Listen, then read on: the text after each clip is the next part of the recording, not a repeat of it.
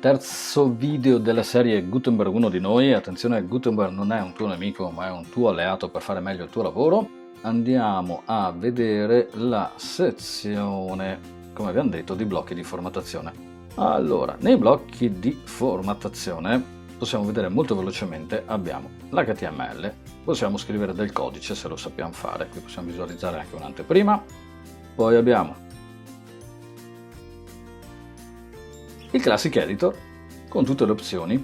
Questo lo potete usare se siete degli affezionati del Classic Editor. Vabbè, usate il blocco Classic Editor, voglio dire, questo qua io non credo che verrà tolto, quindi presumo che manterrà inalterate le sue dinamiche per come è stato creato, per come lo utilizzavate prima.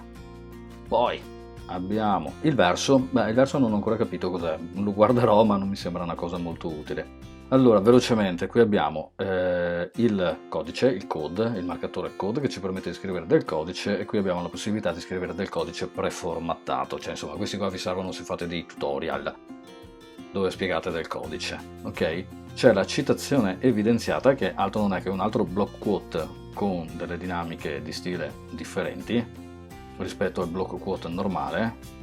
Può essere in tinta unita, ci sono dei predefiniti eccetera eccetera. Anche qui abbiamo colori vari ed eventuali, rimuoviamo. Tabella, la tabella invece ci permette di creare delle vere e proprie tabelle dove andiamo a definire numero di colonne, numero di righe, creiamo la tabella e qui poi abbiamo tutta una serie di impostazioni che possiamo andare a gestire. Vi ricordo, sembra un Excel, vi ricordo che la risposta visiva delle varie ed eventuali dei blocchi ovviamente è dipesa dal tema che state utilizzando, quindi a differenza magari di un Elementor che vi propone un'impostazione sua anche di CSS, qui avete piena libertà di formattare come volete, e soprattutto se state facendo un tema custom vi potete formattare praticamente tutto. Allora eliminiamo anche questo blocco e come vedete alla fine i blocchi di formattazione sono finiti, è tutto qui. Salto gli elementi del layout, dove andremo a vedere ampiamente nel prossimo video cosa e come. Sarà il video un po' più lungo probabilmente. Vedete, c'è questa cosa qua un po' scomoda che ogni tanto non si riesce a vedere tutto il blocco e se non abbiamo contenuto non riusciamo neanche a scrollare. Allora, la sezione dei widget altro non sono che i widget, alcuni widget presenti, quelli classici della sidebar, che in questo caso vedete sono stati messi ora anche nel footer. Ecco, qui c'è lo shortcode. Tra tutti, quello che ritengo fatto meglio, per esempio qua possiamo aggiungere il calendario, tipo, ma chi se ne frega, quello che ritengo fatto meglio, widget.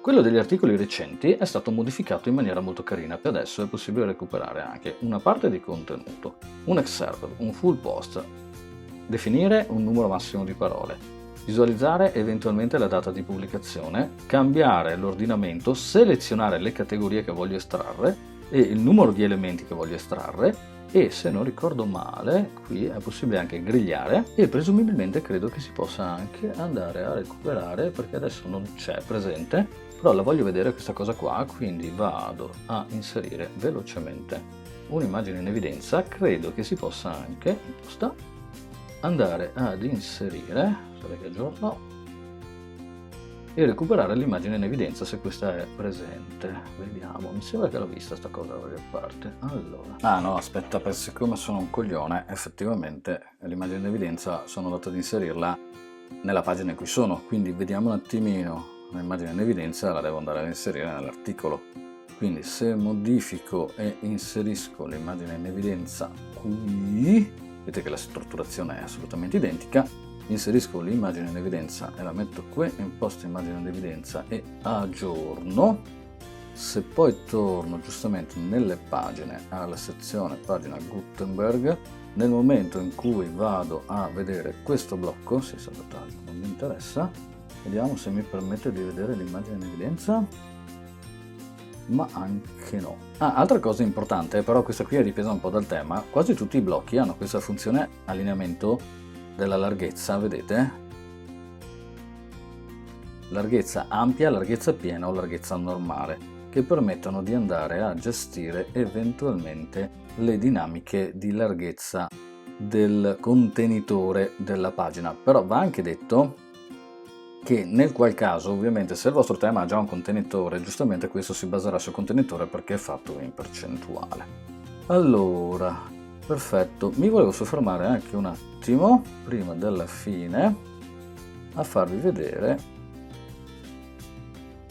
gli incorporamenti velocemente. Questi permettono di andare a incorporare widget o vari ed eventuali da social network e da piattaforme comunque esterne. Non ci soffermiamo su questa cosa qua perché effettivamente sono abbastanza easy da capire e sono abbastanza intuitive.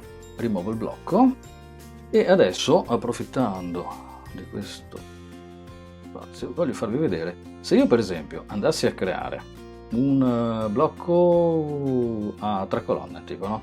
Scelgo una tipologia di layout, scelgo questo, c'ho l'append, vado a caricare un po' di roba qua dentro, ok? Testi, titoli, immagini, anteprime, eccetera, eccetera. Qui posso anche definire allineamenti vari ed eventuali o andare a recuperare altre informazioni, percentuale di larghezza, di una per una, di tutte quante in complessivo, lo vediamo la prossima volta.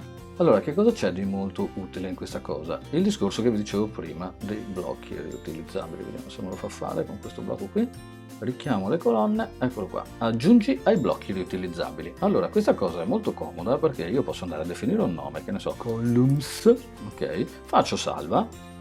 Questo blocco mi verrà riproposto non solamente qui, ma in tutte le pagine come blocco riutilizzabile. Quindi se mi serve, e anche con tutti i contenuti che già ho inserito, mi basta andare a cliccare qua e lui me lo riproporrà esattamente identico. Attenzione, adesso è vuoto, ma potrei andare a riproporlo e salvarlo con tutti i contenuti al suo interno.